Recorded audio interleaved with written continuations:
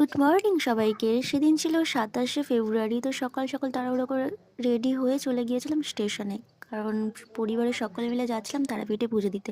তো ট্রেনে উঠেই ফার্স্টে খেয়ে নিয়েছিলাম কফি আর ছোলা মাখা। তো তারপর কিছুক্ষণ ট্রেন যাওয়ার পরেই ট্রেনের সমস্যা হওয়ার কারণে দাঁড়িয়ে গিয়েছিল। তো ওখানে অনেকক্ষণই প্রায় দাঁড়িয়েছিল, 1-1.5 ঘন্টার মতো, তার থেকেও বেশি হবে। তো তারপর আবার ট্রেন চালু হলো, মানে ট্রেন চলতে থাকলো। ঠিক হওয়ার পরে তো চারিদিকে এত সবুজ সবুজ দেখে মনটা সত্যি ভীষণ ভালো লাগছিলো, সেই কোন ছোটোবেলায় গিয়েছিলাম আর এই যাচ্ছি। তো তারপরে খেয়ে নিয়েছিলাম সিঙ্গারা, তারপর রামপুরহাট নামলাম ট্রেন থেকে। নামার পর ওখানে অটো ধরলাম, এটাকে অটোই বলে। তো জানি না কি বলে, বাট অটোই বুঝলাম। তো অটোয় করে চলে গেলাম সোজা হোটেলে, গিয়ে ফ্রেশ হয়ে বসে গিয়েছিলাম খেতে। মানে এতটাই খিদে পেয়ে গিয়েছিলো সকলের, আর অনেক বাচ্চাও ছিল আমাদের সাথে।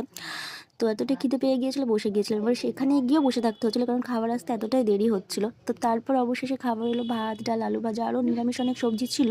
তো খাওয়া দাওয়ার পরে খেয়ে নিয়েছিলাম একটা আইসক্রিম। ভীষণই আইসক্রিম খাওয়ার ইচ্ছে হচ্ছিলো, তাই তো তার আগে তো কোনো ভিডিও